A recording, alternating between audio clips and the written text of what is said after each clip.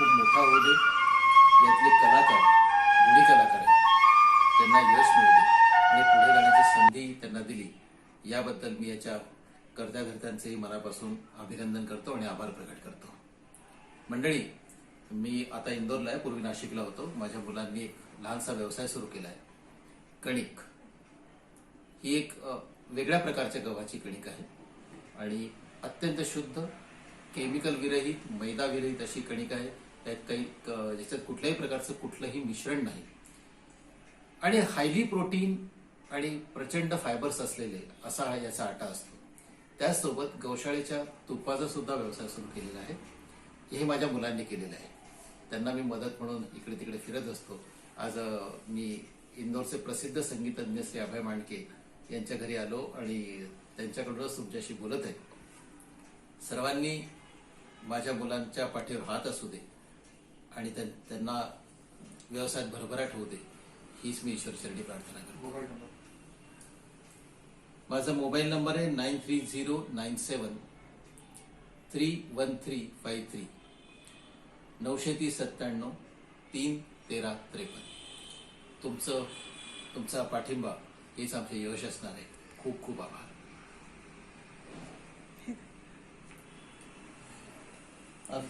तुमच्या पाण्यात यावं म्हणून किसान गोल्ड आट्याचं हे पॅकेट.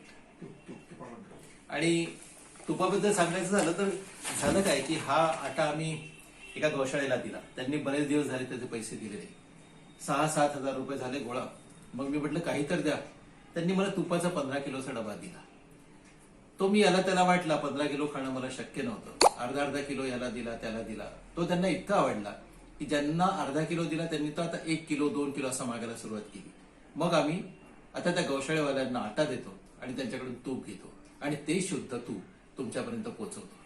त्यामुळे कुणालाही शुद्ध तूप, अतिशय शुद्ध गाईचं तूप हवा असल्यास, गौशाळेच्या गाईचं, आणि अत्यंत शुद्ध असा किसान गोल्ड आटा हवा असल्यास 9309731353 ला फोन करा. आम्ही तुमच्या घरी हे प्रॉडक्ट पोहोचवून देऊ. पुन्हा आभार. मी विश्वास पाटणकर, श्री नरहर गुरु वैदिक आश्रम, रामबाग, इंदोर यांच्या शतसंवत्सरी वर्ष आणि कैलाशवासी प्र ग घाटे जन्मशताब्दी वर्षानिमित्त अधिक मास प्रित्यर्थ आयोजित कीर्तन मालिकेचे आज पंचम पुष्प. आणि आज आपल्याला कीर्तनकार म्हणून लाभले आहेत कुमारी सुखदा मुळे. आपण मूलतः रत्नागिरीच्या राहणाऱ्या असून आपले वय वर्ष 25. आपल्या वडिलांचे नाव प्रकाश मुळे आणि आईचे नाव सौ प्रज्ञा मुळे. आपण बायोटेक्नॉलॉजीमध्ये BSc आणि संगीतात MA ची शिक्षा पूर्ण केलेली असून वर्तमानमध्ये आपण बाल शिक्षण मंदिर पुणे येथे शिक्षिका म्हणून कार्यरत आहात. आज आपल्या बरोबर संगत देत आहेत तबल्यावर श्री संतोष आठवले आणि हार्मोनियमवर श्री केदार लिंगायत. आपला आजचा आख्यानाचा विषय आहे कान्हो पात्रा आणि पूर्वरंगाचा विषय आहे आपुला तो एक देव करुणी घ्यावा. आपण कीर्तनाचं शिक्षा आणि मार्गदर्शन प्राप्त केलेलं आहे हरिभक्त परायण वैशालीताई घैसास, हरिभक्त परायण महेश बुवा काणे, हरिभक्त परायण मालतीताई वडवे आणि हरिभक्त परायण हर्षद बुवा जोगळेकर यांच्या मार्गदर्शनात आपण कीर्तन विधेचे शिक्षा आणि मार्गदर्शन ग्रहण केलेलं आहे. नुकतेच दत्तभजन मंडळ जबलपूर आणि अखिल भारतीय कीर्तन प्रसारक मंडळ इंदोर यांच्या संयुक्त वतीनं आयोजित करण्यात आलेल्या युवा कीर्तन स्पर्धेत कुमारी सुखदा मुळे यांनी 2य स्थान प्राप्त करून पुरस्कार प्राप्त केलेला आहे. अशा कुमारी सुखदा मुळे आज आपल्याला लाभलेले आहेत. मी त्यांचे आणि त्यांच्याबरोबर श्री संतोष आठवले आणि केदार लिंगायत यांचे शाब्दिक स्वागत करतो आणि कुमारी सुखदा मुळे यांना विनंती करतो की त्यांनी आजच्या कीर्तनाचा शुभारंभ करावा. धन्यवाद.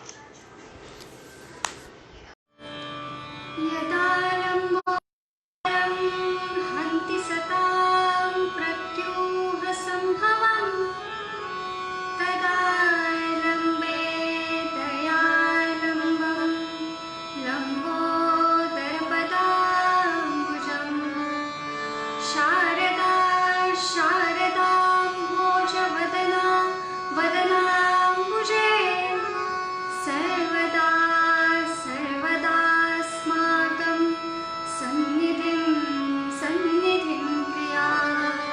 नमस्तस्मै भगवते नारदाय महात्मने कामक्रोधविहीनाय ऋषीणां प्रवराय च। गुरुर्ब्रह्मा गुरुर्विष्णु गुरुर्देवो महेश्वरः गुरुः साक्षात् परब्रह्म तस्मै गुरवे नमः।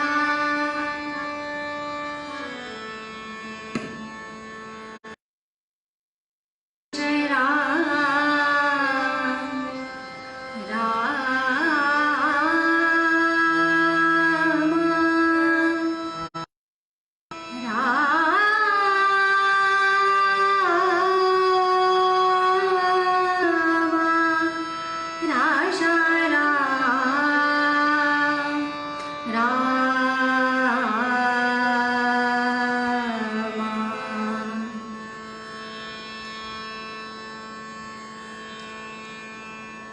जय जय राम राजा राम कृष्ण राजा राम जय जय राम कृष्ण राजा राम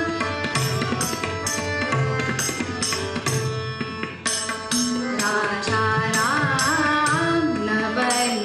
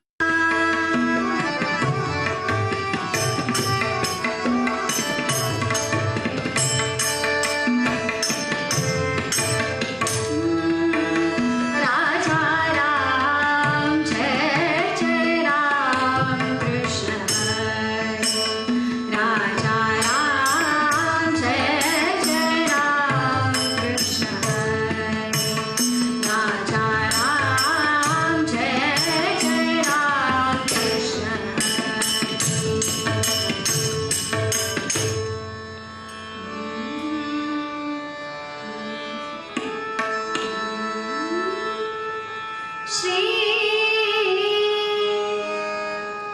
बालकृष्ण चरणी लक्ष लागो रे सीताराम चरणी लक्ष लागो रे बालकृष्ण चरणी लक्ष लागो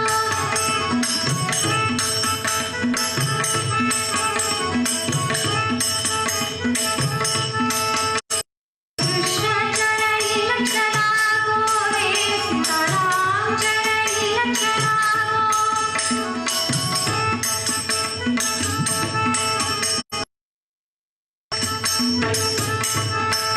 बालकृष्ण चरणी सीताराम चरणी राजा राम सीताराम राजा राम राम राम राम बालकृष्ण चरणी लक्ष लागो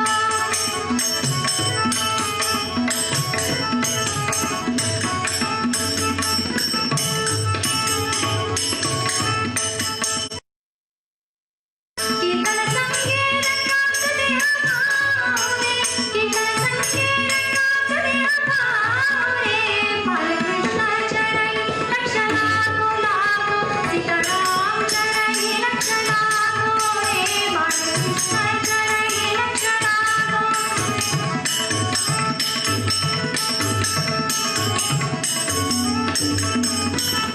स्वल्पी मन हे लाविता संभ्रामा स्वल्पी मन लाविता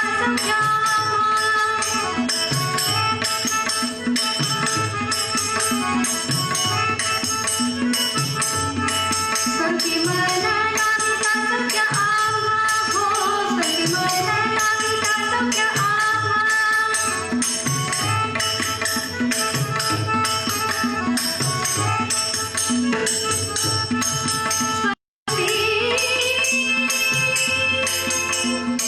मन हे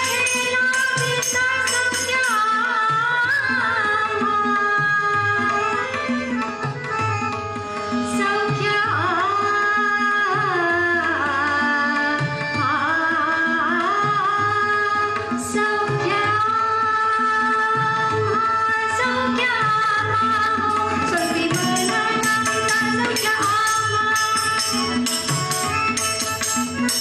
स्वल्पी मन लाविता संभ्रामा कामक्रोधाधिक जाती निजधामा कामक्रोधाधिक जाती निजधामा बालकृष्ण चरणी लक्ष लागो रे सीताराम चरणी लक्ष लागो रे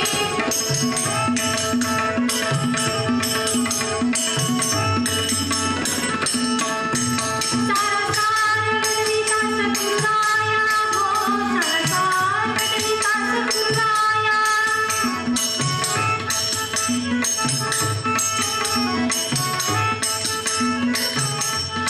कामक्रोधाधिक जाती निजधामा हो बालकृष्ण चरणी लक्ष लागो रे राजा राम चरणी लक्ष लागो रे सीताराम चरणी लक्ष लागो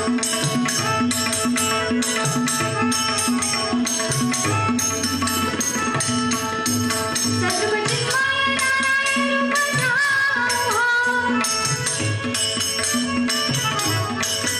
सद्गुणचिन्मय नारायण रूप जाओ सद्गुणचिन्मय नारायण रूप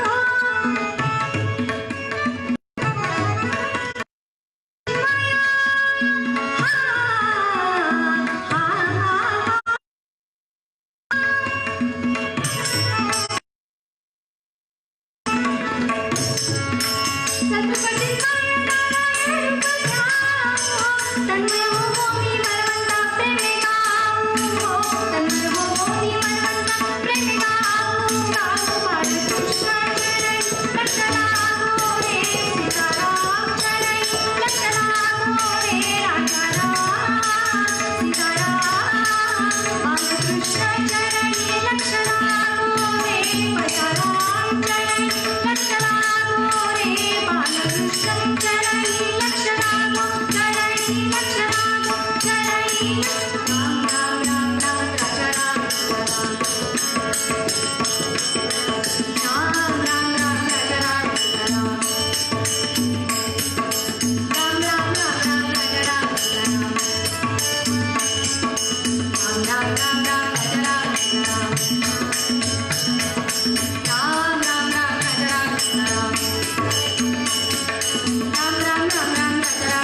राम राम राम राम राम राम राम बोला कुंडली कमलते कंठारा श्री ज्ञानदेव तुकाराम पंढरीनाथ महाराज की जय आर्य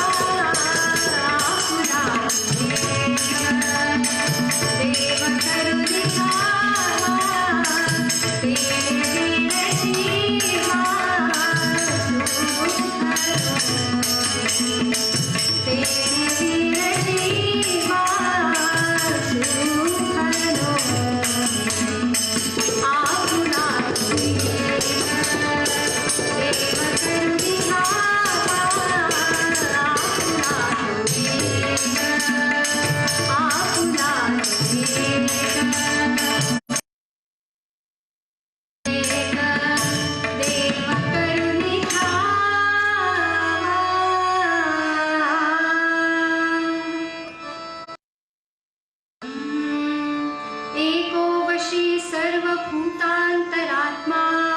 एकं रूपं बहुधा यः करोति तमात्मस्थं येन पश्यन्ति धीराः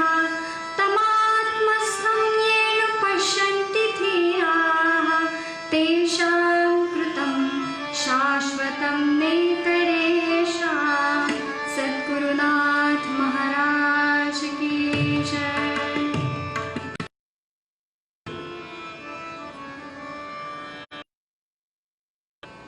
मंडळी, सगळ्यांनाच आदरणीय, आचरणीय आणि व्यक्तिमत्व म्हणजे संत श्रेष्ठ तुकाराम महाराज, ज्यांनी गळ्यातल्या तंबोरीवर आणि हातातल्या झांज चिपळीवर सतत भगवंताचं गुणगान केलं. असे हे संत श्रेष्ठ तुकाराम महाराज. या संत श्रेष्ठ तुकाराम महाराजांनी काय केलं नाही तर समाज जीवनाचा अभ्यास करून समाजाला उद्बोध करणारे अनेक अभंग लिहिले. या संत श्रेष्ठ तुकाराम महाराजांचं वर्णन करताना कवी मोरोपंत काय म्हणतात? मेघेन तळपिला जो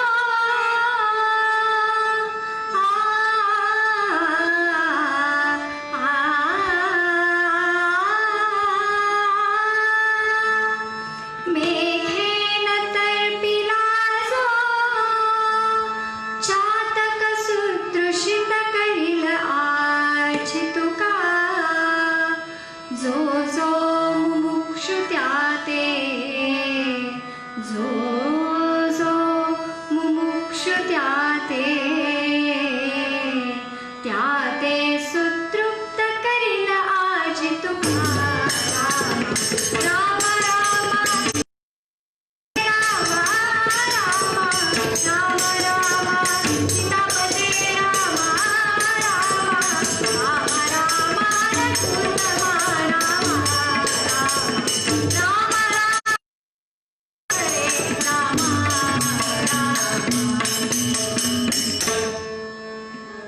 मेघेन तर्पिला जो चातक सुतृषित करीला आज तुका. काय सांगितलंय? चातक पक्षी तुम्हा आम्हाला सगळ्यांना माहिती आहे, जो पाण्यासाठी वाट बघतो. जेव्हा का त्याला पावसाचं पाणी मिळतं तेव्हा त्याची तहान भागते, तो तृप्त होतो. पहिल्या ओळीमध्ये चातकाच्या तृप्तीबद्दल सांगितलंय, पण दुसऱ्या ओळीत मोरोपंत काय सांगतात? जो जो मुमुक्षु त्या ते सुतृप्त करील आज तुका.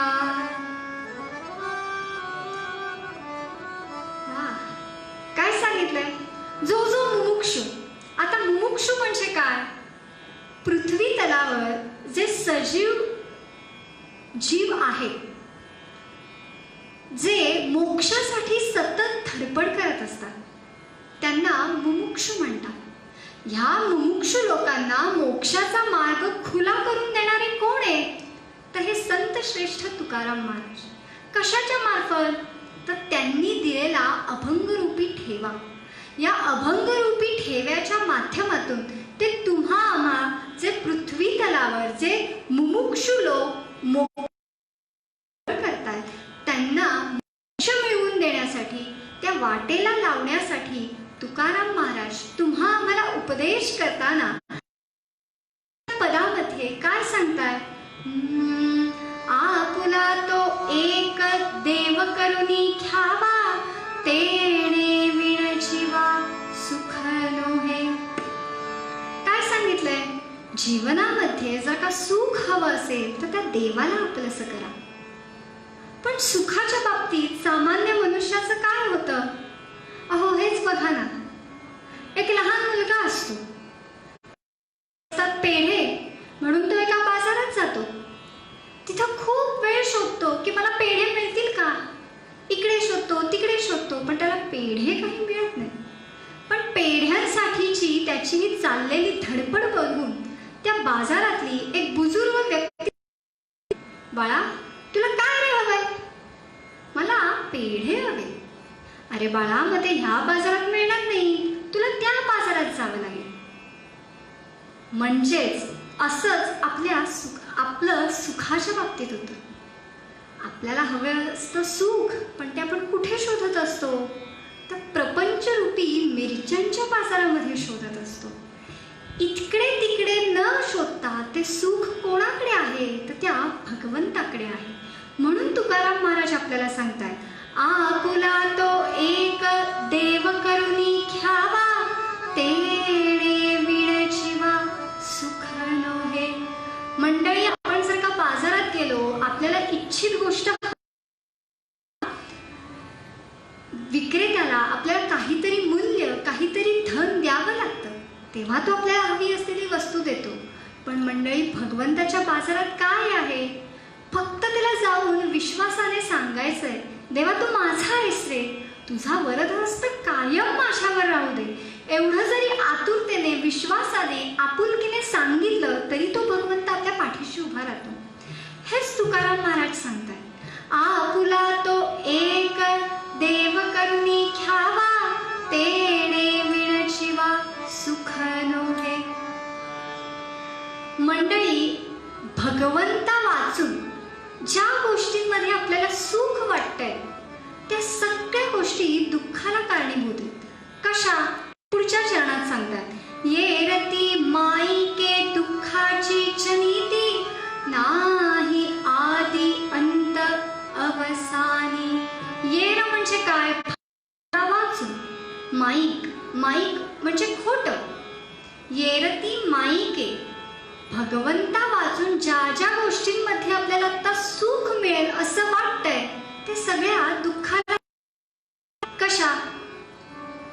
आता उन्हाळ्याचे दिवस आहेत, खूप उकडतंय, आणि अशा या वातावरणामध्ये जर का आपल्याला कोणीतरी गार गार कोकम सरबत आणून दिलं तर आपल्याला सुखदायी वाटतं. खूप उकडतंय आणि कुणीतरी शेजारी कूलर लावला आणि त्या कूलरची गार हवा आपण जेव्हा घेतो तेव्हा ती आपल्याला सुखदायी वाटते, आल्हाददायी वाटते. पण हेच कडाक्याची थंडी आहे आणि कुणीतरी शेजारी कूलर लावून ठेवला तर ते आपल्याला सुखदायी वाटेल का? नाही, त्यापासून आपल्याला त्रास आहे. असंच समजा आता पाऊस पडतोय, अगदी धो धो पाऊस पडतोय, आणि कुणीतरी आपल्याला आल्याचा गरम गरम चहा आणून दिला आणि त्यात आल्याच्या चहा सोबत कांद्याची भजी आणून दिली तर आपल्याला ते सुखदायी आहे. पण पावसाळा सुरू आहे, गार गार सरबत आणून दिलं तर ते दुःखदायी आहे. हेच तुकाराम महाराज, आता आपल्याला त्या गोष्टीपासून सुख आहे पण अंतिम ती दुःखदायी आहे. त्या गोष्टींना ना धड सुरुवात ना धड शेवट. हेच तुकाराम महाराज सांगतात, नाही आदी अंत अवसानी. आता मी तुम्हाला मगाचपासून सांगते, देवाला आपलंसं करा. पण देवाला आपलंसं केल्यामुळे काय फायदा होतो ते तुकाराम महाराज पुढच्या चरणामध्ये सांगतात. कसं आहे मंडळी, आजकालच्या या जलद जीवनामध्ये आणि आमच्यासारख्या युवा पिढीमध्ये एखाद्या गोष्टीपासून काय फायदा आहे हे जर का सांगितलं तर ती गोष्ट पटकन रुचते आणि पटकन मनाला भावते. एखादा LIC एजंट आपल्या घरावर येतो, त्याची कुठची तरी पॉलिसी घेऊन येतो, कोणत्या तरी माल विक्रेता येतो त्याच्या गोष्टी घेऊन विकण्यासाठी. तो आपल्याला सांगतो हे असं आहे, हे तसं आहे, असं आहे, असं आहे, असं आहे, सगळं सांगतो. त्याची सगळी कॅसेट तो वाजवतो आपल्यासमोर. पण एवढी सगळी कॅसेट वाजवून झाल्यानंतर तो जेव्हा सांगतो ही गोष्ट जर का मॅम तुम्ही घेतलीत तर तुम्हाला काही वर्षांनी होईल. तो फायदा आपल्याला दिसायला लागल्यावर आपल्याला कुठेतरी त्याचं म्हणणं पटायला लागतं. तेच संत श्रेष्ठ तुकाराम महाराज आपल्याला दुसऱ्या चरणामध्ये सांगतात. अविनाश करी आपुलिया ऐसे लावी मना पिसे गोविंदाचे. काय सांगितलंय? देवाला आपलंसं करतो तो देव जसा अविनाशी आहे सुद्धा करतो, पण हे अविनाश ते पुढच्या चरणामध्ये सांगतात. लावी मना पिसे. त्या गोविंदाचं जेव्हा ध्यान लागेल, त्या गोविंदाचा छंद लागेल, तेव्हा आपली वाटचाल या अविनाशत्वाकडे. संतश्रेष्ठ तुकाराम महाराज आपल्याला हेच सांगतायत. गोविंद गोविंद गोविंद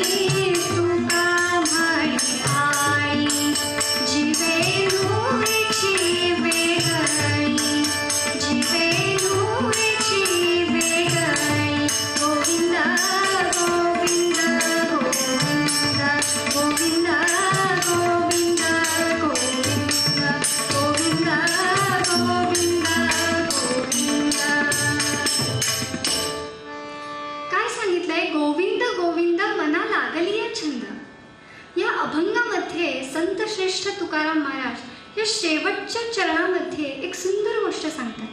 तुका म्हणे आई जीवे नुरेची वेगळी. जेव्हा एखादा पक्षी जेव्हा घरटं बांधतो तेव्हा आपल्या पिल्लांसाठी तो एक अळी आणून त्या घरट्यामध्ये टाकतो.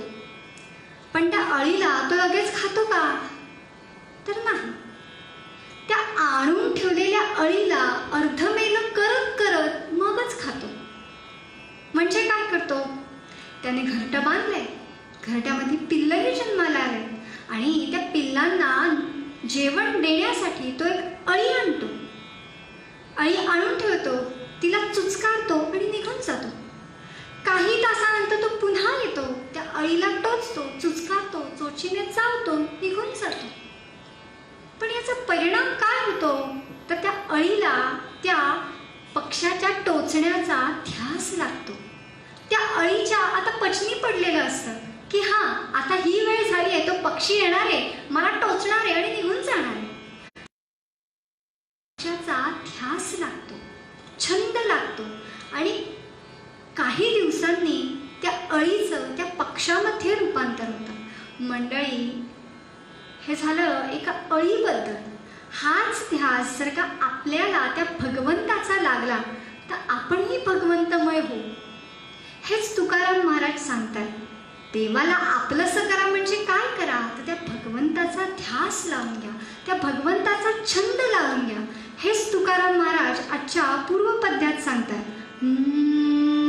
आपुला तो एक देव करुणी घ्यावा, तेणे विण जीवा सुख नव्हे. पुढच्या चरणामध्ये काय सांगितलंय? तुका म्हणे एका मरणेची सरे, उत्तमची उरे कीर्ती मागे. तुका म्हणे एका मरणेची सरे. दुसऱ्या चरणात सांगितलं देवाला आपलंसं केल्यामुळे अविनाशी करून ठेवतो तो आपल्याला. तिसऱ्या चरणामध्ये काय सांगितलंय? देवाला आपलंसं करा. देवाला आपलंसं केल्यामुळे काय होतं? या एका जन्मातच आपल्याला ते अंतिम पद मिळतं. देवाला आपलंसं केल्यामुळे त्या जीवाच्या मागची पुनरपि जननम पुनरपि मरणम हे जे जन्म मृत्यूचं चक्र आहे, त्या चक्रातून त्या जीवाची मुक्तता होते. पण ही मुक्तता कधी होईल? तुकाराम महाराज सांगतात त्याप्रमाणे, आपुला तो एक देव करुनी घ्यावा, तेणे विणची. प्रत्येक सामान्य मनुष्याची मरणाबाबतीची स्थिती कशी असते? कारण का मरण जेव्हा आपल्या जवळ येतं तेव्हा प्रत्येकाला भीती वाटते. अहो, या म्हाताऱ्या लाकूड तोडायचंच बघा ना, बिचारा एकटाच उरलेला असतो. त्याला नसतं मूल बाळ, आई वडील कोणी कोणी कोणी नसतं. पत्नी ही बिचारी निवर्तलेली असते, हा एकटाच असतो. ठरल्याप्रमाणे तो जंगलात जायचा, लाकडं तोडायचा. ती तोडून आणलेली लाकडं तो बाजारामध्ये न्यायचा, विकायचा आणि जे काही पैसे मिळतील त्याच्यावर तो त्याचा उदरनिर्वाह चालवायचा. हे त्याचा रोजचा दिनक्रम होता. एक दिवस भर मध्यान्ही सूर्य अगदी तापला होता आणि अशा परिस्थितीत हा म्हाताऱ्या लाकूड तोड्या जंगलामध्ये लाकडं तोडत होता. लाकडं तोडता तोडता तो म्हणत होता, देवा ने रे मला, देवाला उपकर घेऊन जा, माझे तो कोणीच उरलेलं नाही. जवळून यमराज निघाले होते. अरे, पृथ्वी लोकातून चक्क आपल्याला बोलावणं आले, एवढं हाक मारतोय तरी कोण? यमराजांना आनंद झाला. ते तत्क्षणी त्या लाकूड तोड्याच्या समोर प्रकट झाले. तरी ह्याचं आपलं सुरूच होतं, देवा ने रे मला लवकर, देवा ने मला लवकर. लाकूड तोडी आम्ही आलोय. लाकूड तोड्याच्या लक्षात आलं, त्याने डोळे उघडले. यमराज, तू काय मागतोयस का रे? मी मागतोय? अरे हो, तू काही मागतोयस का? हा, काय आहे? ही ठेवलेत ना, ती मला डोक्यावर उचलून देण्यासाठी कोणी नाहीये. म्हणजे मंडळी, जेव्हा यमधर्म साक्षात समोर उभा राहतो तेव्हा सामान्य मनुष्याची अशी परिस्थिती होते. पण या जन्ममृत्यूच्या फेऱ्यातून जर का मुक्त व्हायचं असेल आणि ते अंतिम पद, तो मोक्ष जर का गाठायचा असेल, तर तुकाराम महाराज सांगतात त्याप्रमाणे, आपुला तो एक देव करुनी घ्यावा, तेणे विण जीवा सुख नोहे. आता मी तुम्हाला मगाचपासून सांगतेय, देवाला आपलंसं करा, देवाला आपलंसं करा. पण मंडळी, हा देव आपल्या जवळच आहे, आपल्या हृदयस्थच आहे. फक्त त्याची जाणीव तुम्हा आम्हाला नाही. म्हणजे कशी? आता हेच बघा, का कमलकंदा आणि दरदुरी नांदणुक एकेची परी परागू सेवीचे भ्रमरी, परी परागू सेवीचे भ्रमरी, येरा चिखलुची उरे. माऊलींनी किती सुंदर उदाहरण दिलंय. का कमलकंदा? कमलकंदा म्हणजे कमळ. दरदूर म्हणजे बेडूक. बघायला गेलं तर कमळाचं आणि बेडकाचं निवासस्थान एक. कोणतं ते तुमच्या लक्षात आलंच असेल, ते म्हणजे चिखल. चिखलामध्ये कमळही उमलतं आणि या चिखलामध्ये बेडूकही राहत असतो. पण या कमळामध्ये जो मधुर रस आहे तो सेवन भ्रमर अगदी लांबून येतात, त्यातला मधुर रस आणि निघून जातात. पण आपल्या कमळ उमललंय आणि त्यात गोड रस आहे ह्याची जाणीव ह्या बेडकाला मुळीच नाही. तो त्याच्या जीवनाची धन्यता कशात मानतो? त्या चिखलामध्ये डराव करण्यातच तो आपलं आयुष्य व्यर्थ घालवतो. अजून पटलं नसेल तर माऊली अजून एक दृष्टांत देतात.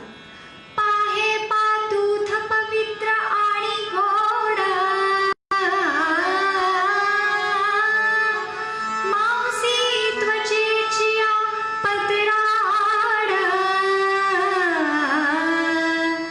ते अवघेरुनी गोचिड शुद्ध सेवितसे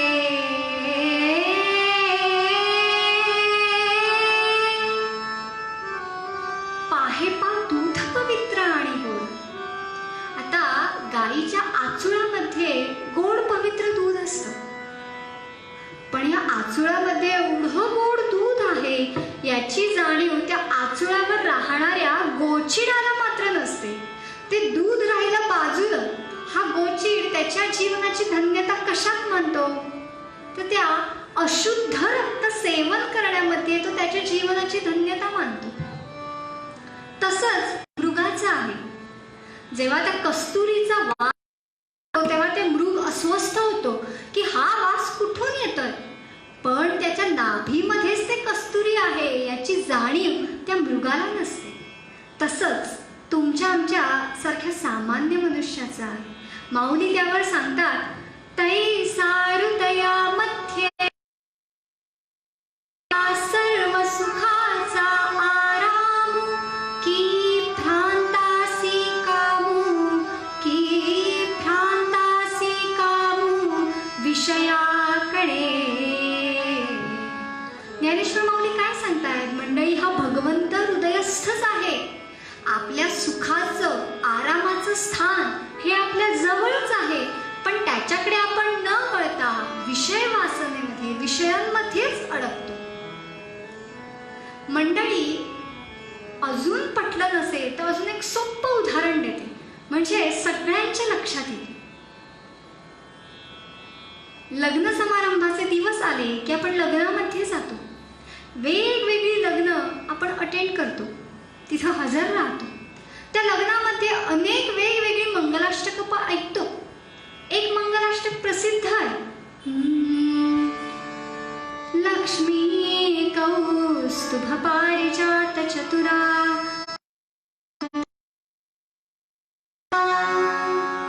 आता पुढचं सगळ्यांना माहिती, पण माझ्या कामाचं ही आत्ता जी म्हटली ती 14 रत्न, ती सगळी समुद्र मंथनातून आली. पण या 14 रत्नांमध्ये असं एक रत्न आहे की ज्याला या सगळ्याची काही जाणीवच नाही. कोणतं समुद्र मंथन, काय, काहीच जाणीव नाही. असं रत्न कोणतं आहे?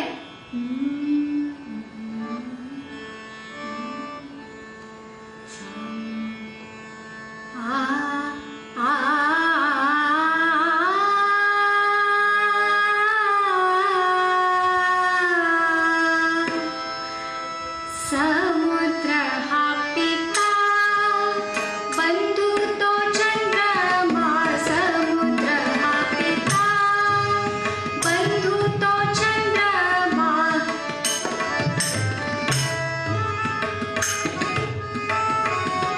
समुद्र हा पिता, बंधू तो चंद्रमा.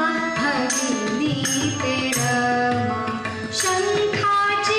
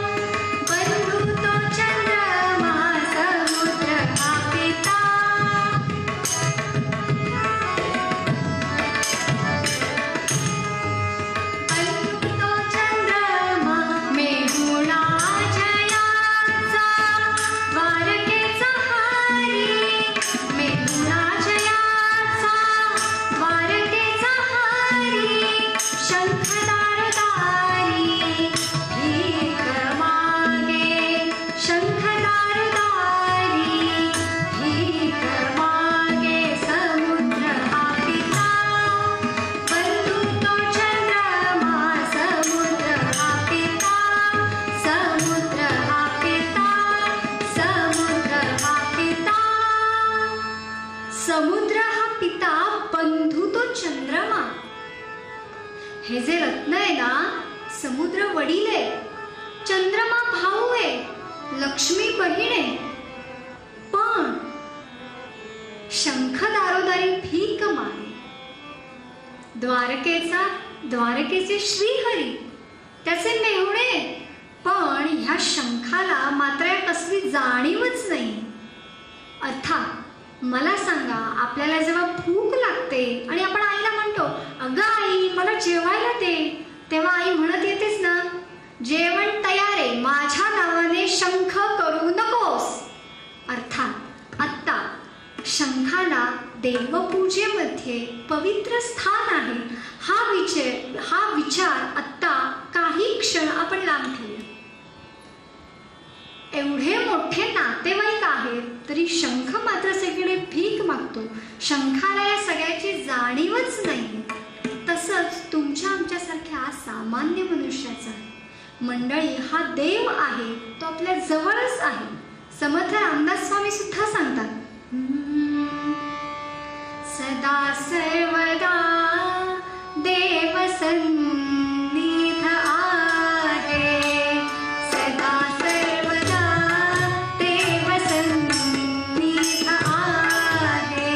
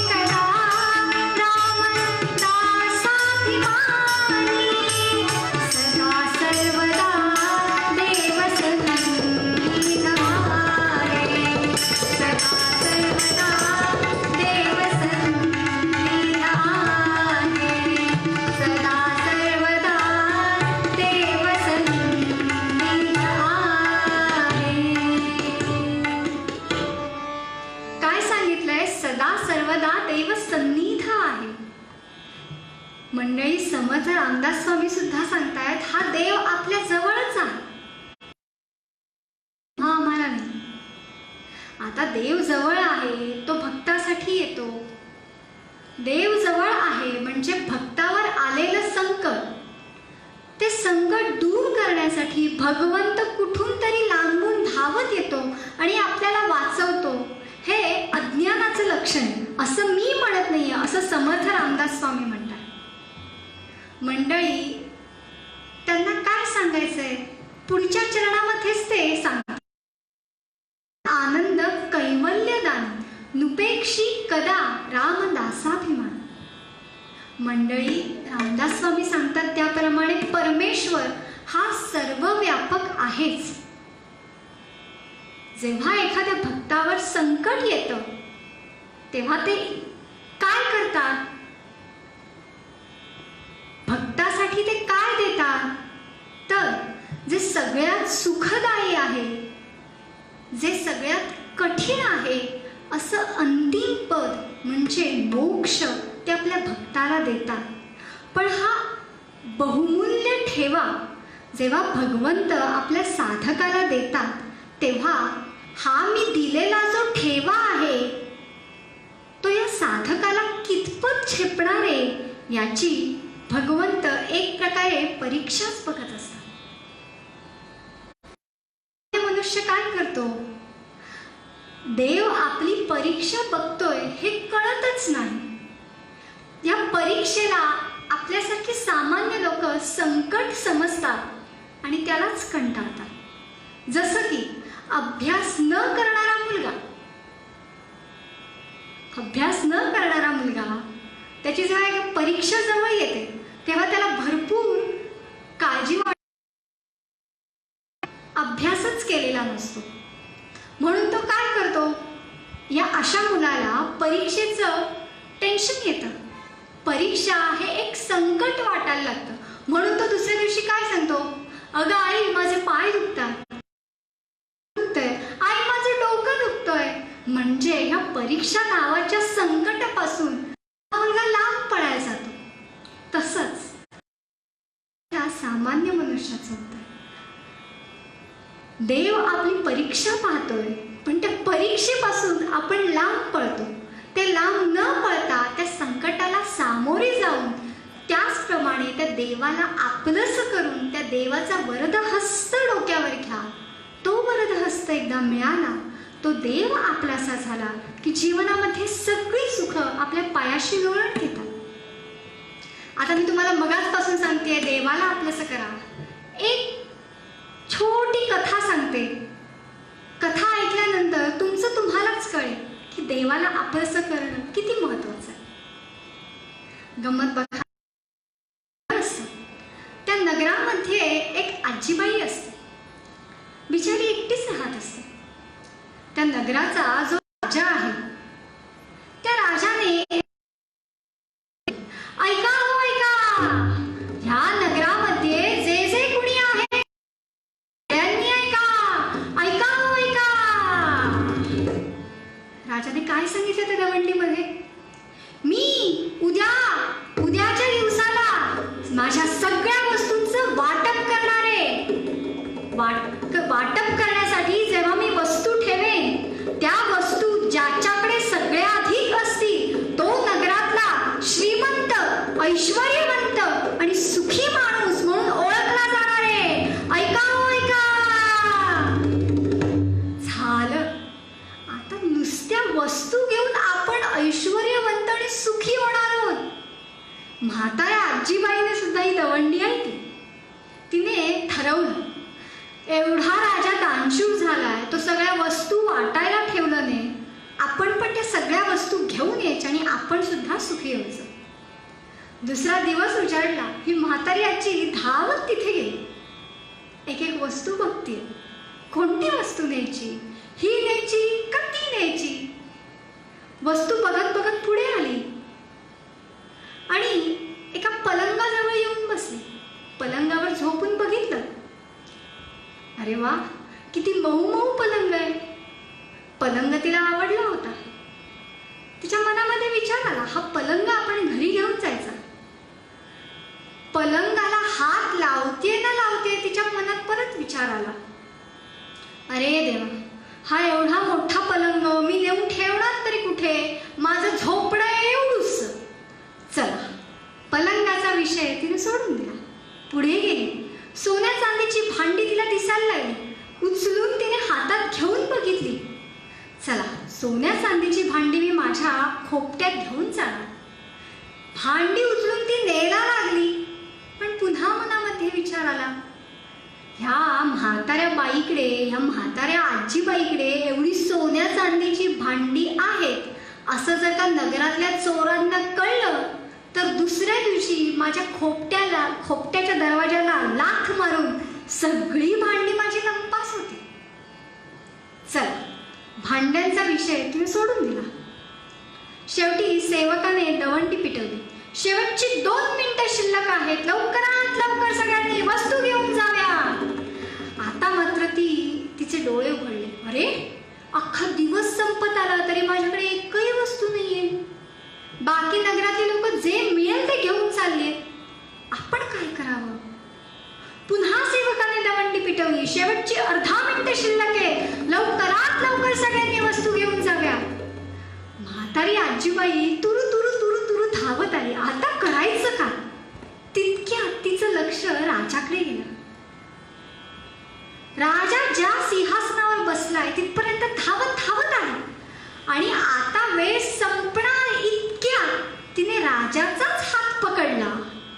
मंडळी, आपण ह्या गोष्टीपासून सुख मिळेल, त्या गोष्टीपासून सुख मिळेल, पण ह्या नगरीचा जो सुखदाता आहे, जो पालन करता आहे, सगळ्या गोष्टी पुरवणारा आहे, त्या राजालाच मी येऊन जाते.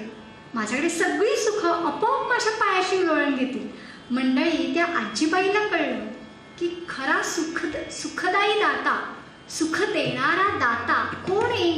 तो नगरीचा राजा. पण आपल्या सामान्य जीवनामध्ये जर सुख हवं असेल तर सुख देणारा जो दाता, जो पालन करता, जो पोषण करता आहे, तो भगवंतच खरा आहे. त्या भगवंतालाच आपलंसं करा, हाच आशय संत श्रेष्ठ तुकाराम महाराज आजच्या पूर्व पद्यात तुम्हा आम्हाला उपदेश करताना सांगतात. आपुला तो एक देव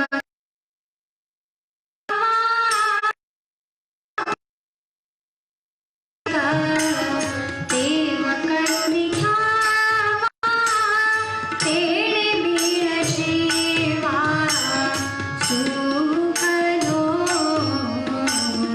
तेणे बीळ जेवा सुख आपुला तो एक देव करुणी घ्यावा तो एक आपुला तो एक देव करुणी घ्यावा देव करुणी घ्यावा देव करुणी घ्यावा.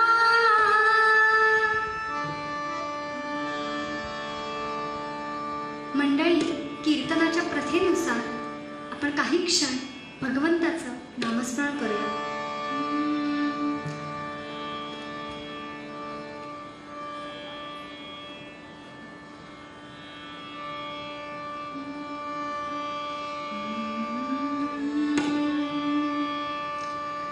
रघुपति राघव राजा राम पतित पावन सीताराम.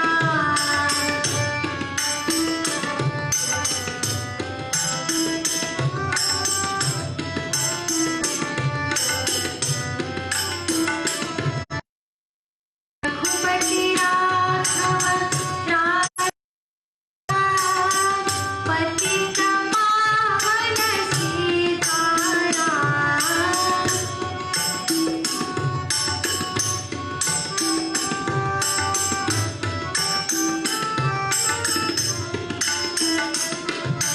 रघुपति राघव राजा राम पतित पावन सीताराम.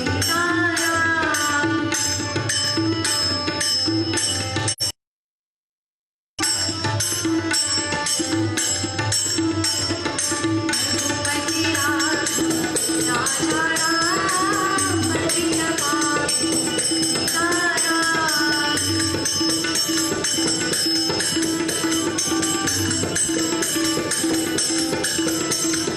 रघुपति राघव राजा राम पतित पावन सीताराम.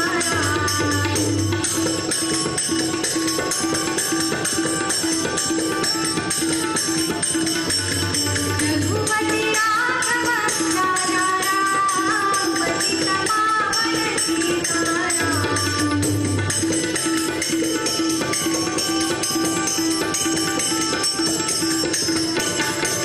रघुपति राघव राजा राम पतित पावन सीताराम.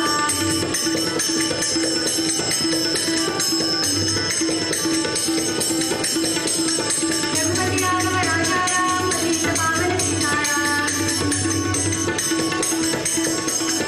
रघुपति राघव राजा राम पतित पावन सीताराम. रघुपति राघव राजा राम पतित पावन सीताराम. रघुपति राघव राजा राम पतित पावन सीताराम. रघुपति राघव राजा राम पतित पावन सीताराम. रघुपति राघव राजा राम पतित पावन सीताराम. रघुपति राघव राजा राम पतित पावन सीताराम. सोना नवी कमले हरिद्वार श्री ज्ञानदेव तुकाराम. पंढरीनाथ महाराज की जय. आर्य समागम वैष्णव धर्म की जय. छत्रपति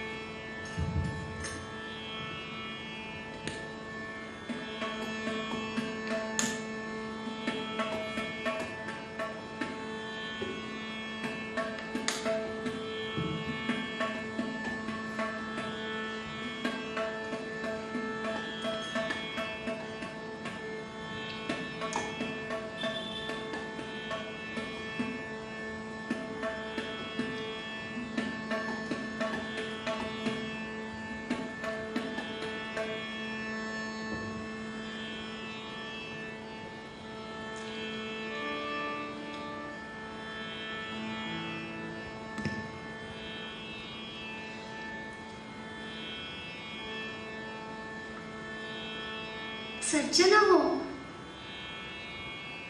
संध्याकाळची वेळ होती आणि अशा या संध्याकाळच्या वेळी त्या मावळत्या दिनकराचं दर्शन घेण्यामध्ये काही लोक रममाण होती. संध्याकाळच्या वेळी काही लोक नदीमध्ये अंघोळ करत होती. काही लोक आपल्या पशूंना घेऊन, आपल्या गुरांना घेऊन आपापल्या घरी निघाली होती. काही लोक आपापल्या पेढ्या बंद करून आता घरच्या दिशेने निघाली होती. घरच्या दिशेने निघाली होती. अर्थात पेढ्या चालवणाऱ्या या धनी, श्रीमंत, सावकार लोकांचा थाट काही वेगळाच असतो. दिवसभर चालवलेल्या पेढ्या बंद करून आता ही पावलं घरच्या दिशेने निघाली होती. शेठजी, धनिक लोक म्हणजे काय थाट, 10च्या 10 बोटांमध्ये अंगठ्या, जरी काठाचं धोतर, मखमली अंगरखा, पायामध्ये चांबड्याचे जोड, हातामध्ये काठी आणि ती काठी टेकवत त्या चांबड्याच्या जोडांचा आवाज करत करत हे धनिक लोक आता घरच्या दिशेने निघाले. आणि घरच्या दिशेने जाता जाता त्यांच्या कानावर अचानक स्वर आले.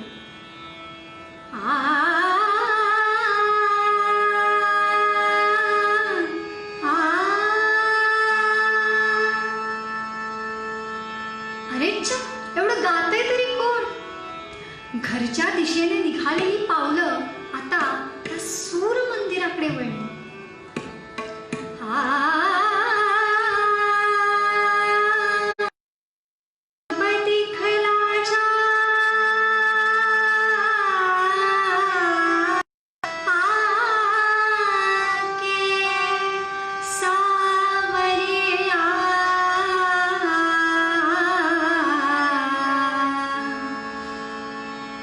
ध्यान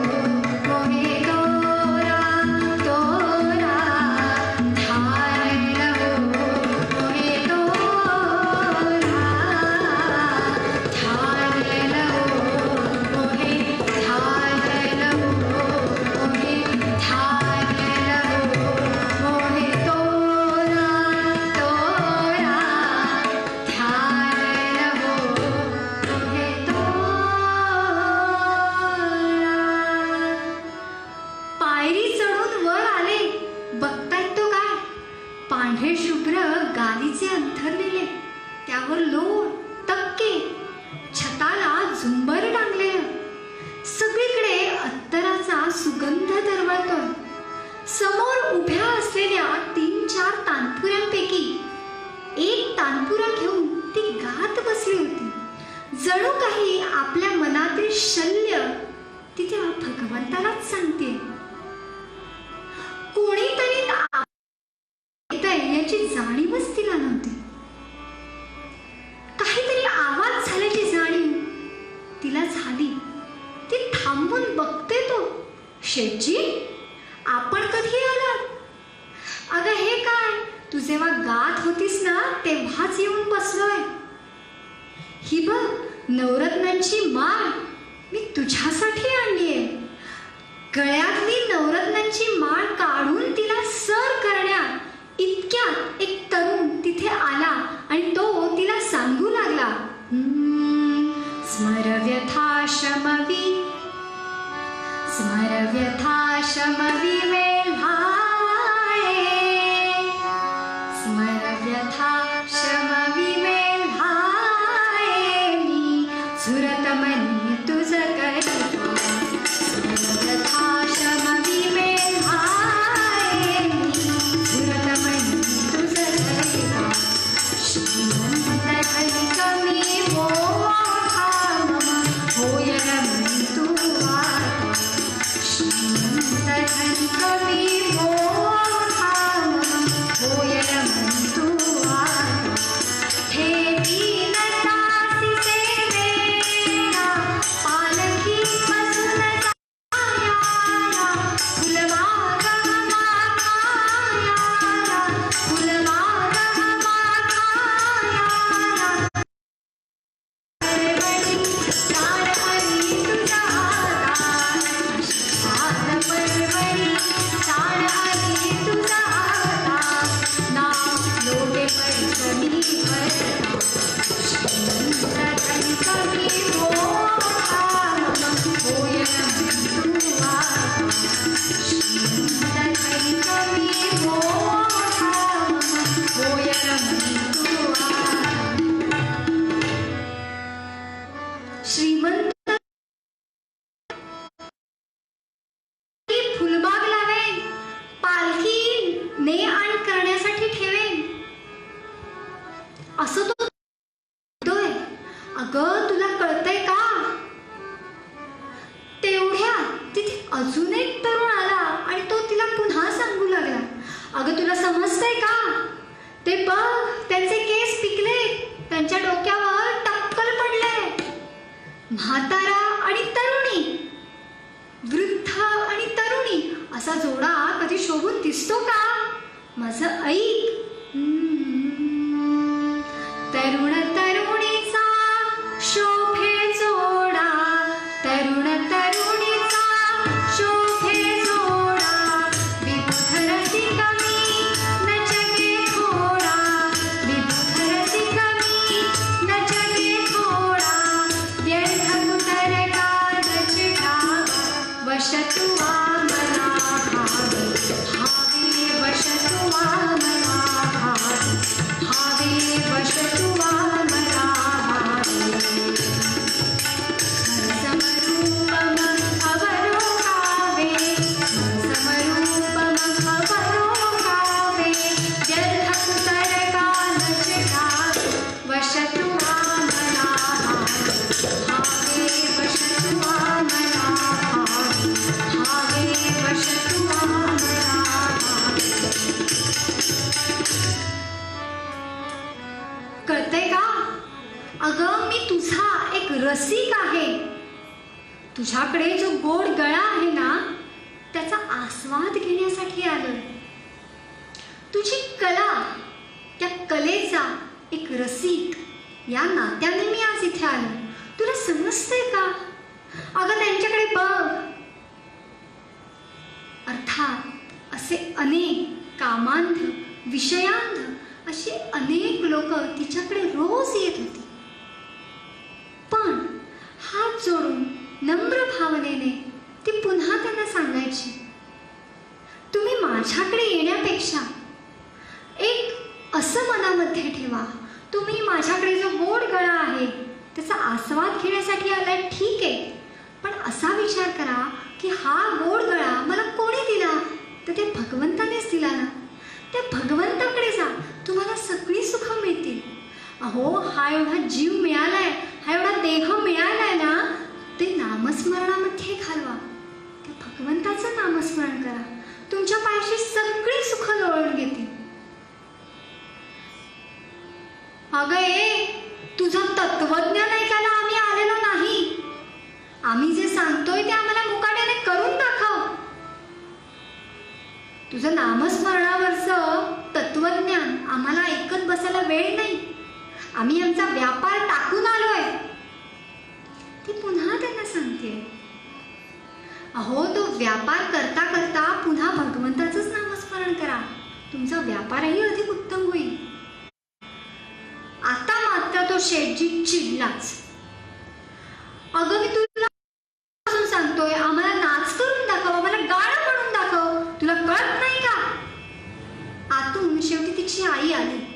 अगं एक कान्हो, तुला मला नाही का कळत? ते सांगतायत ना, ते लवकर करून दाखव. अगं आई, तुला कसं कळत नाही? मला जीवनामध्ये योग नकोय, भोग नकोय. मला माझ्या जीवनामध्ये योग हवाय, आणि हा योग त्या योगेश्वराकडेच आहे. तुला कसं का कळत नाही आई? अगं कान्हो बाळा, मी सांगते ना ते ऐक. ते सांगतात ते दाखव त्यांना करून. अगं, आपण आधीच गावकुसा बाहेर राहतो, वस्तीच्या खूप बाजूला राहतो. आता त्यांची मर्जी राखली नाही ना, तर रात्रीतल्या रात्रीत आपलं काय होईल याची जाणीवही तुला नाहीये. आपलं जीणं हराम करून ठेवतील. आपण जाऊ तिकडेही लोक मागे लागतील. कळतंय का? अगं आई, तुला कसं कळत नाही ग? माझ्याकडे जी कला आहे ना, ती मला फक्त त्या पांडुरंगाला, त्या योगेश्वरालाच दाखवायचे. त्यालाच मी माझा आवाज ऐकवणार आहे. मला यांना ऐकून नाही दाखवायचं. अगं बाळा, तुला का कळत नाहीये? शेवटी मनामध्ये खजील होऊन खांद्यावरचा पदर सावरत सावरत ही कान्होपात्रा खिडकीपाशी येऊन उभी राहिली. खिडकीत येऊन बघते तो काय, लांबून तिला एक वारकऱ्यांचा जथा दिसला. हे वारकरी मंडळी काय म्हणत होती? बघते तो काय, टाळ टाळ मृदुंगाचे आवाज येत आहेत. जणू तो जथा आपल्याच दिशेने येतोय. हे कळल्यावर तिला आनंद झाला. धावत धावत पायरी उचलून आता खऱ्या पायरीवरती उतरली होती. काय म्हणत होते हे वारकरी? सर्व सुख गोडी साही शास्त्र निवडी, साही शास्त्र निवडी. सर्व सुख गोडी साही शास्त्र निवडी, साही शास्त्र. बाबा अठखडी आऊन गो, बाबा अठखडी आऊन गो. सर्व सुख गोडी साही शास्त्र निवडी, साही शास्त्र निवडी. सर्व सुख गोडी साही शास्त्र निवडी, साही शास्त्र निवडी.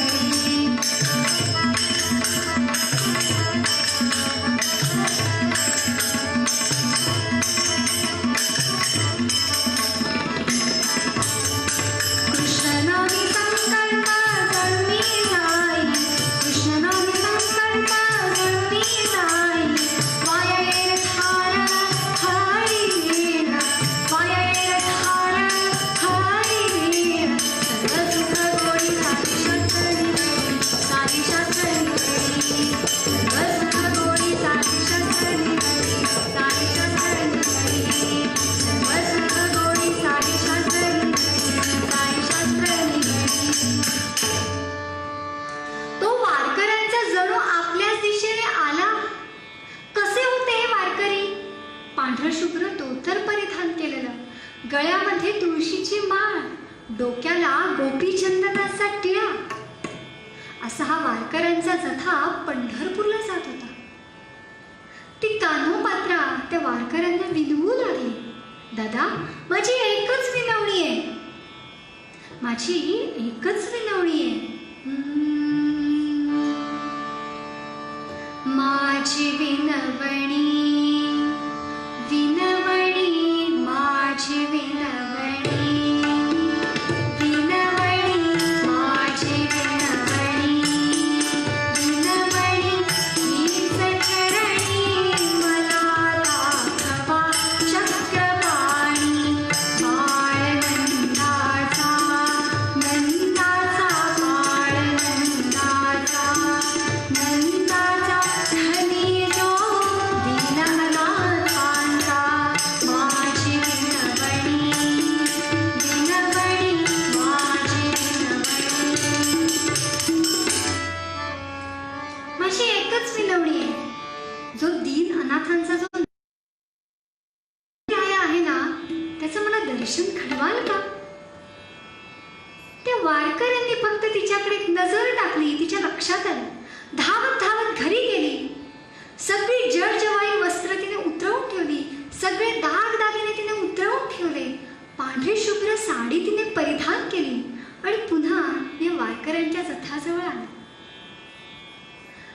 ती आता या वारकऱ्यांच्या जथ्यासोबत पंढरपूरला जाणार इतक्यात अगे कान्हो, तुला नाही का कळत? मागून तिची आई अगं, अख्खं गाव, सगळा गाव आपल्या पायावर डोकं ठेवतं आणि तू काय यांच्या पायावर डोकं ठेवतेस? तुला नाही का अक्कल? अगं, ते आहेत आधीच भिकारी. जर का तू त्यांच्या नादाला लागलीस ना, तर ते तुलाही पिकेला लावतील. तुला समजतंय का? गप गुमाने आत हो. अगं आई, तुला कसं कळत नाही? उलट ह्यांच्या संगतीनेच मला तो पांडुरंग भेटणार आहे, मला त्या पांडुरंगाचं दर्शन घडणार आहे. तुला कसं का कळत नाही? मला जास्त अक्कल शिकवू नकोस. नको अक्कल शिकवूस मला पोरी, नको अक्कल शिकवूस मला पोरी. भिकाऱ्यांची या गाऊ नको थोडी, भिकाऱ्यांची या गाऊ नको थोडी. संगतीने जळजात बरे थाटे, संगतीने जळजात बरे थाटे. कुणाचेही कधी पाळे, कुणाचेही आजवरी कधी पाळे. ह्यांच्या संगतीत राहून आजपर्यंत कोणाचंही भलं झालं नाहीये. तुला नाही का कळत? तरी पण आपल्या आईच्या हाताला हिसरा देऊन ही कान्होपात्रा पंढरीच्या दिशेने निघाली. पुन्हा येऊन बघते तो काय, हा वारकऱ्यांचा जथा पुढे निघून गेलेला. धावत धावत जाऊन त्यांच्या जवळ गेली. वारकरी दादा, मला त्या पांडुरंगाच्या दर्शनाचा अधिकार नाही का? अगं बाळा, त्या पंढरीरायाच्या दर्शनापासून तुला विनमुख ठेवणारे मंडळी, असंच एका वारकऱ्याचं वक्तव्य आहे. पण काही वर्षापूर्वी आषाढी एकादशीला काही लोकांना दर्शन मिळू नये, लोकांनी आंदोलन केलं होतं. तुम्ही सगळे श्रोतृवृंद जाणकार आहात. असो, आपली कान्होपात्रा मात्र त्या पंढरीच्या दिशेने निघाली होती. माझा पांडुरंग कसा असेल? ते सावळं गोजीरवाणं रूप, त्या रूपाचं दर्शन मला घडेल का? बघतीये, मनामध्ये अनेक विचार येत आहेत. मी माझं गाव सोडून आलीये, वारकऱ्यांच्या जथ्यासोबत त्या पंढरीरायाचं नामस्मरण करतीये. पण मला तो पांडुरंग दिसेल?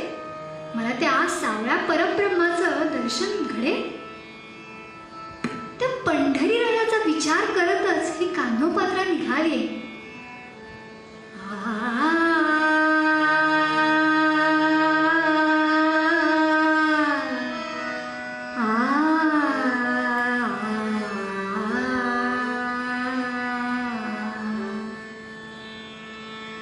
साची रे सुंदर श्रीमुख पाहता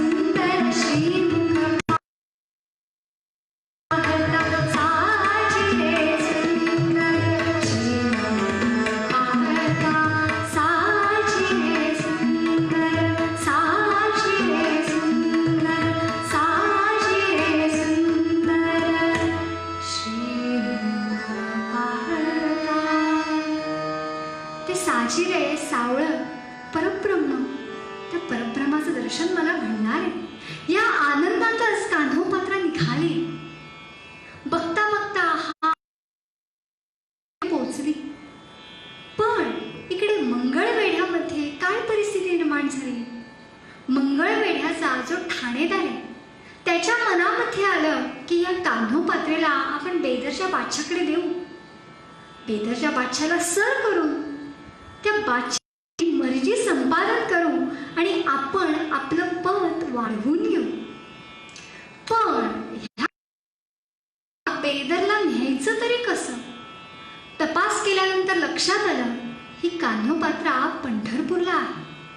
ताबडतोब ती गणिका आणि हा मंगळवेड्याचा दोघे पंढरपुरात आले. पण कान्होपात्रा मात्र आता पंढरपूर सोडून यायला तयार नव्हते. तो ठाणेदार खूप हुशार होता. त्याने कान्होपात्रेच्या सौंदर्याचं वर्णन त्या बेदरच्या बादशाला लिहिलं.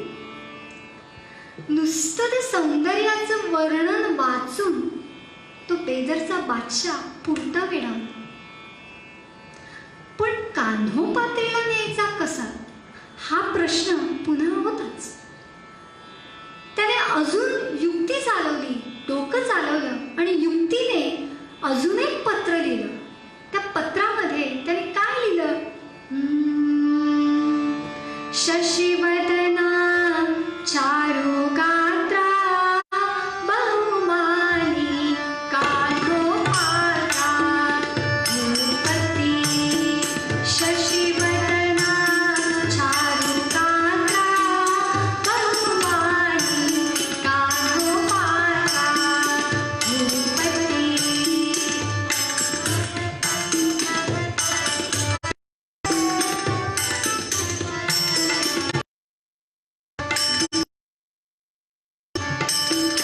जरी बळेत धरुनी तिसरा हाडून देऊ तिसरा भूपती.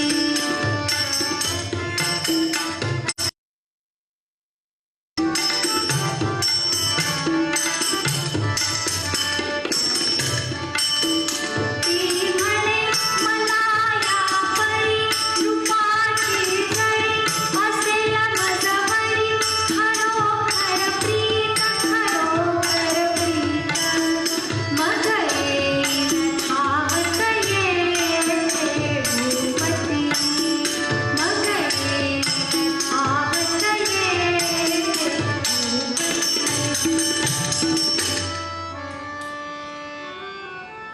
तुमचं जर का खरंच माझ्यावर प्रेम असेल ना तर तुम्हीच या, अशा आशयाचं पत्र ह्या मंगळवेड्याच्या ठाणेदाराने बेदरच्या बादशाला लिहिलं.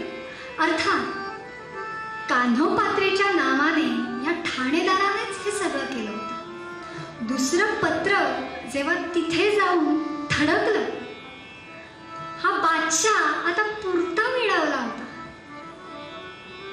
कान्होपात्रेला आणण्यासाठी हा पूर्ण आतुर होता. झालं, घोडदळ आणलं, पायदळ, हत्तीदळ, सगळं सगळं सैन्य आलं.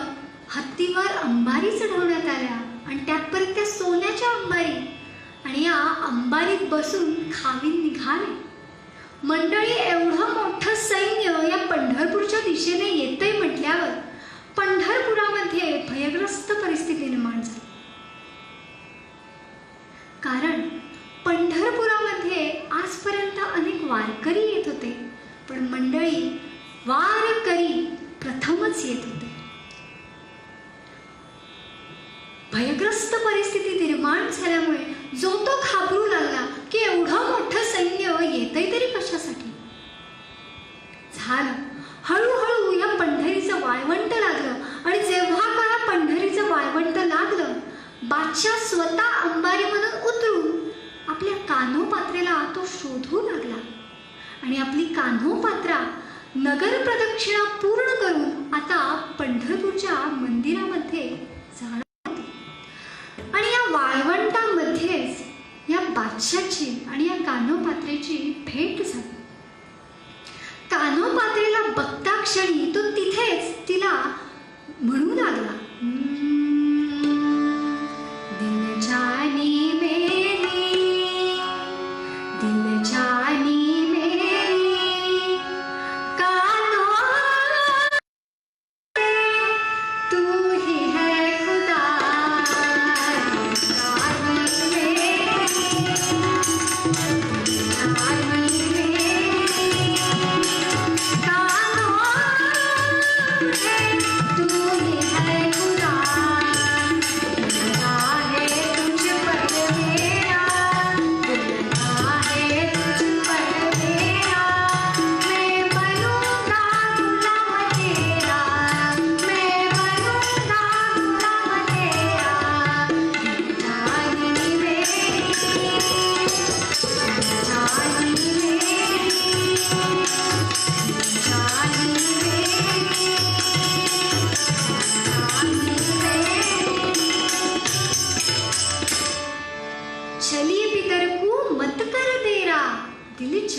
मेरी.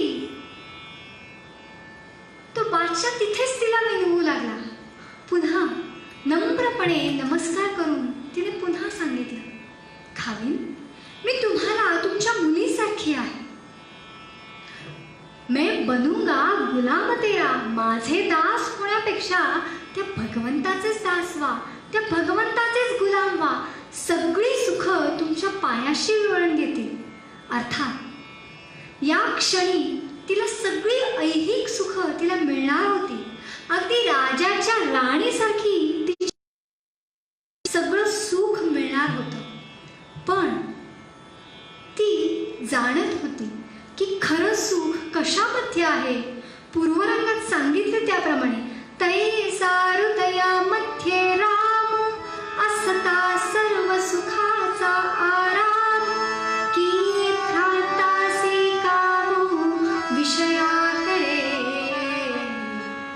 ह्या ऐहिक सुखामध्ये लोळण घेण्यापेक्षा जो खरा सुखाचा दाता आहे त्याच्याकडेच जावं. काही ऐकायला तयार नव्हता. तो तिथंच तिला विनवू लागला. सांगतोय, चलो चलो जल्दी चलो. पण कानोपात्रा नम्रपणे सांगते, खावीन, मी तुम्हाला तुमच्या मुलीसारखी आहे हो. पण बादशाह पुढं तिचं काहीच चाललेलं. शेवटी नाराज होऊन तिनेही होकार दिला, खावीन, मी तुमच्यासोबत यायला नक्की तयार आहे. पण जाण्याआधी मी पुन्हा शेवटचं त्या पंढरीरायाचं दर्शन घेऊन येते. कारण यापुढे मला ते दर्शन घडेल का नाही याची खात्री नाही. पुन्हा जाता जाता पुन्हा शेवटचं दर्शन घेऊन. कान्होपात्रा आपल्यासोबत यायला तयार आहे या आनंदातच बादशाने तिला परवानगी दिली. जाओ जाओ जल्दी आओ. बादशाह मात्र आनंदी होता. या पंढरीच्या मंदिरामध्ये आला. त्या पांडुरंगासमोर हात जोडून उभी आहे. पंढरीनाथा, आजपर्यंत तुझीच सेवा केली रे. माझ्याकडे जी कला आहे ती फक्त तुला ऐकवण्यासाठी इथे उभी आहे. आजपर्यंत निष्कलंक राहिले. माझ्या चारित्र्याचं रक्षण मी आजपर्यंत केलं. पण माझ्यावर हे जे संकट आले ते तुला नाही का रे दिसत? माझ्यावर जे संकट आलंय ते तुला नाही का रे दिसत?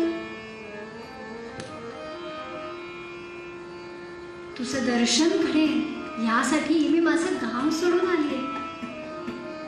माझ्यावर जे बाहेर संकट आहे त्यातून तारणारा फक्त आणि फक्त तूच आहेस.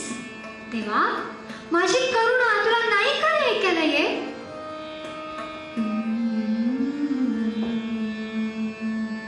अली भूपासी पुसुनी राउळात. अली भूपासी पुसुनी राउळात.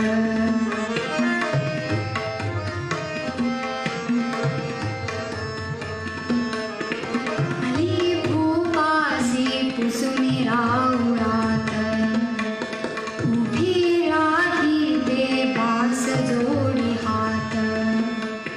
कुठे गेले रे सत्व जगन्नाथा. कुठे गेले रे सत्व जगन्नाथा. पंढरीच्या विठ्ठला सांग आता. पंढरीच्या विठ्ठला सांग आता. अली भूपासी पुसुनी राउळात. अली भूपासी पुसुनी राउळात. अली भूपासी पुसुनी राउळात. पंढरीनाथा, जन्माला आलास तेव्हा पुतना राक्षसी तुला मारायला आली होती. तेव्हा तिचाही उद्धार तूच केलास ना. जन्मभर तुला छळणाऱ्या तो कौस मामा त्याचाही नाश तूच केलास. द्रौपदी मातेंवर जेव्हा कठीण प्रसंग उभा ठाकला तेव्हा द्रौपदी मातेंचा सांभाळ करणाराही तूच आहेस. आज आता मला जेव्हा एवढा मोठं संकट आलंय तेव्हा तू कुठे आहेस रे? माझं ऐक ना रे. सगळ्यांच्या पाठीमागे तू उभा राहतोस. या गणिकेची करुणा आग्रहाने तुला नाही का रे ऐकायला? आजपर्यंत तुझी सेवा केली, आजपर्यंत मी निष्कलंक राहिले. माझ्याकडे जी कला आहे ती तुला ऐकवण्यासाठी मी आले रे. माझं ऐक ना रे. मेरी सुनिए सुनिए सुनिए अर्जुन लाला.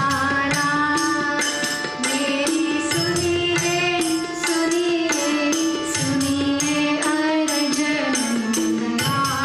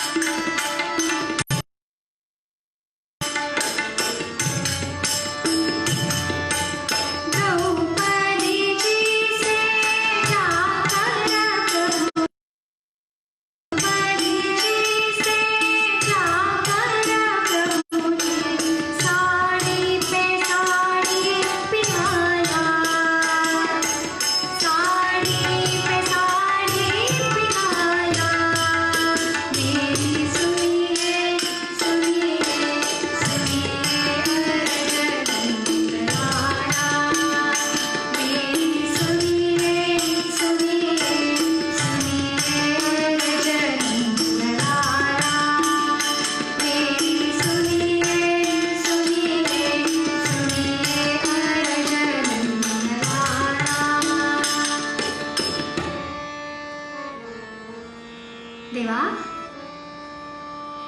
मंगळवेढ्यापासून तुझ्याकडे धावत आले रे.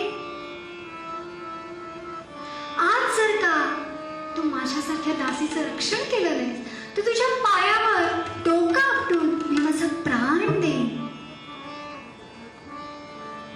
बाहेर जे संकट आहे माझ्या जीवावर, माझ्या चारित्र्यावर घाव घालण्यासाठी जो बादशाह आहे त्याच्यापासून रक्षण करणारा माझा तूच आहेस रे. तुला माझं दुःख नाही का रे दिसत?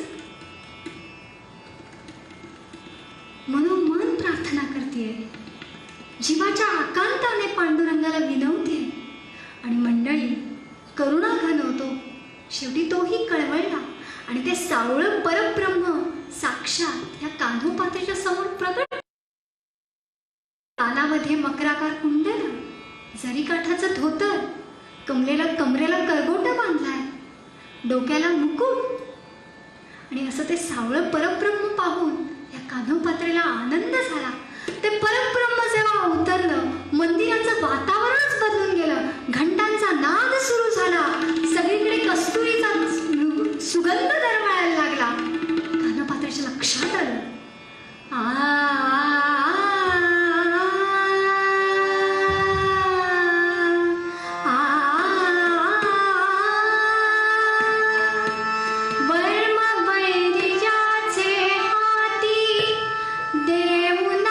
श्री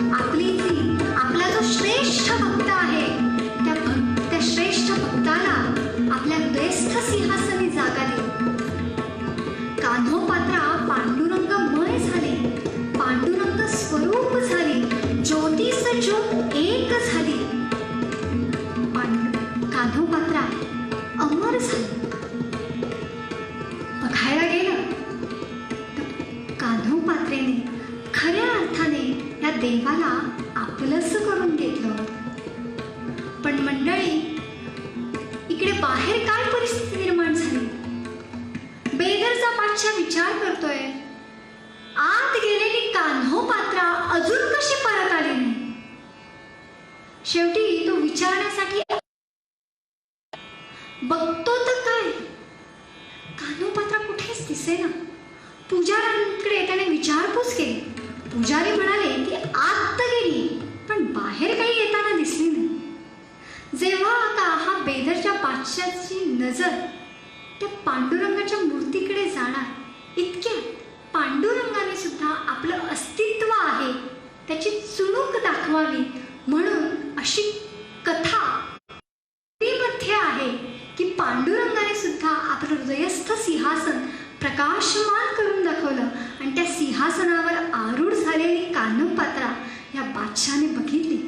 कान्होपात्राच्या लक्षात आलं, बेदरच्या बादशाच्या लक्षात आलं की कान्होपात्रा जे सुख सांगत होती, जे शाश्वत मिळणारं सुख आहे, ते फक्त आणि फक्त या भगवंताकडे आहे. मंडळी, भगवंताच्या नामस्मरणाने कान्होपात्रेने त्या पांडुरंगाला आपलंसं केलं. आपल्याला आपल्या जीवनामध्ये सुख हवं असेल तर आपणही त्या भगवंताला आपलंसं करा. मी असं म्हणणार नाही की आपली सगळी कामधंदे सोडून फक्त देवाच्या समोर बसा, असं देवालाही अपेक्षित नाही. आपले जे काही व्यवहार आहेत ते नित्य नेमाने करून दिवसातला एक क्षण का होईना त्या भगवंताला जरी तुम्ही नमस्कार केलात तरी पुरेसा आहे. जर भगवंताला नमस्कार करायला जमलं नाही तर घरात आहेत त्यांना जरी वाकून नमस्कार केला तरी तो भगवंतापर्यंतच पोचतो.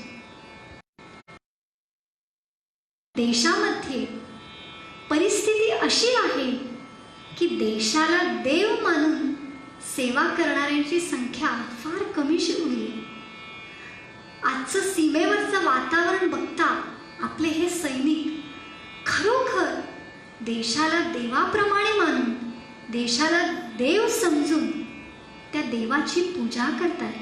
सीमेवर आपल्या सगळ्यांचं रक्षण करतात. आज खरी गरज, खरं पाठबळ हे सैनिकांना हवं. दिवसातली एक माळ मी माझ्या सैनिकांसाठी ओढेन असं आपण सगळ्यांनी ठरवूया. आणि कान्होपात्रेने जसं देवाला आपलंसं केलं आणि शाश्वत सुख मिळवलं, ते अंतिम पद मिळवलं, आपल्यालाही आपल्या जीवनामध्ये ते सुख हवं असेल तर संत श्रेष्ठ तुकाराम महाराज सांगतात त्याप्रमाणे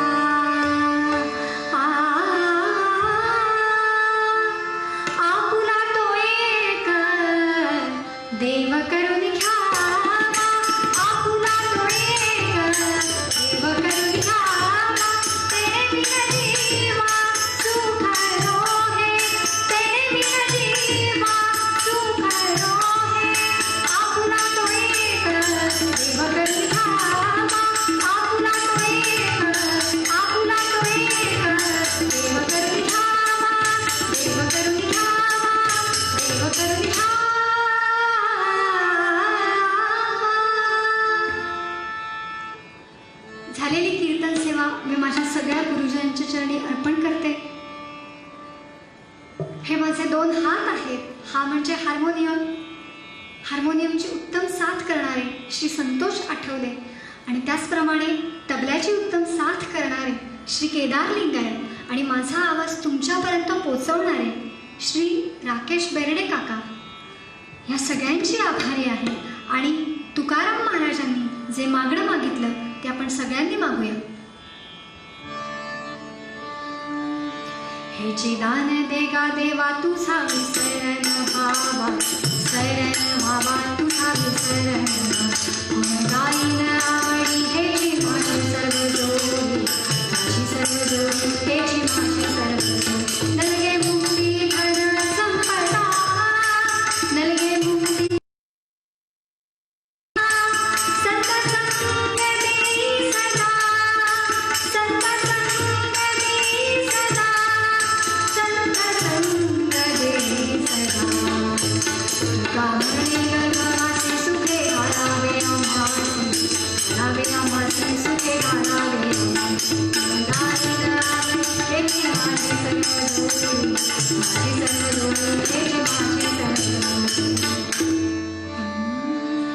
जय जयाची देवर्षी नारदा कीर्तनाचार्या जय जयाची देवर्षी नारदा कीर्तनाचार्या प्रेमाने ओवाळू आरती प्रेमाने ओवाळू आरती तुझं नाम मी वरया जय जयाची देवर्षी नारदा कीर्तनाचार्या